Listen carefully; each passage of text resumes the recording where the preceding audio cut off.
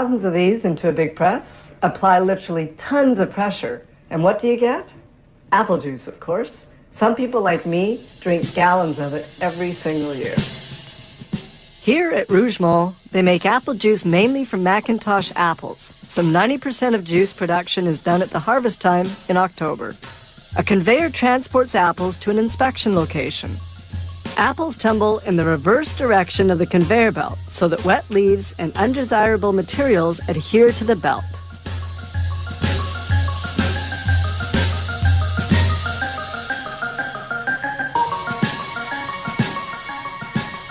The apples are stored in silos for several hours. In order that the apples are not too bruised in their descent, they're slowed down in this stepped chute. Juice making can now begin. Now they wash the apples. This first water bath eliminates pebbles since they also use apples that have already fallen from trees. A shower of cool water completes the washing process. The apples are then cut into little pieces in this grinder and produce gratings. Enzymes are added which break down the cellular structure of the fruit, allowing for maximum juice extraction. Next, the gratings are transferred into maceration reservoirs where they'll stay for 60 to 90 minutes. Then they extract the juice. The gratings are pumped into a powerful hydraulic press. Inside the press, filter sleeves hold back the skins, seeds, and stems of the apples. Quality control is strict. At each stage of the process, they draw off samples of juice to evaluate its quality and to make sure that fabrication parameters are well adhered to. The juice is filtered a first time. The very smallest undesirable particles are held back by this sieve. The fabrication process continues. Juice flows from one stage to another via these immense reservoirs. The next step will be pasteurization. Juice enters this exchanger at 22 degrees and is heated up to 88 degrees centigrade, then cooled back down to 50 degrees. Enzymes are then added to hydrate the pectin and facilitate the second filtration. This is the ultrafiltration process, where filter membranes with microscopic pores retain the smallest of particles. The apple juice is now perfectly filtered. Its clarity is verified, as well as its flavor, color, and natural fruit sugar content.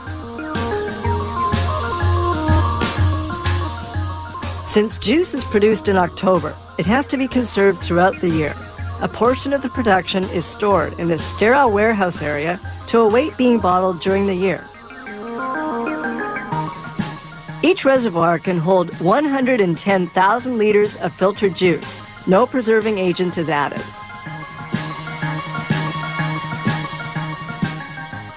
Now we move to the next stage, which is the filling of the containers.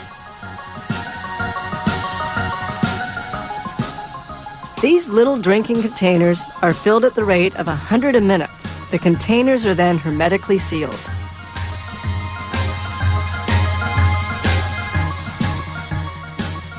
Two little sprays of hot glue are applied to the containers. This secures the straws attached onto their sides.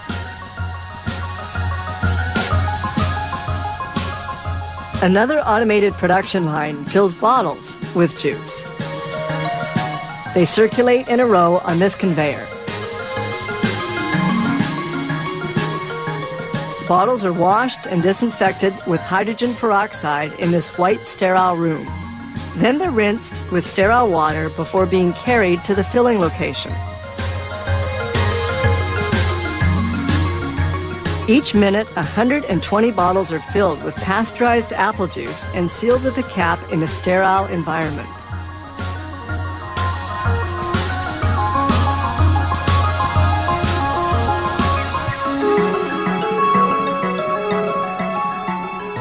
Bottles are then labeled and sent to shipping. Between 20 and 40,000 tons of apples are transformed into juice yearly. Thanks to its perfect preservation, consumers can enjoy this juice at any time of the year.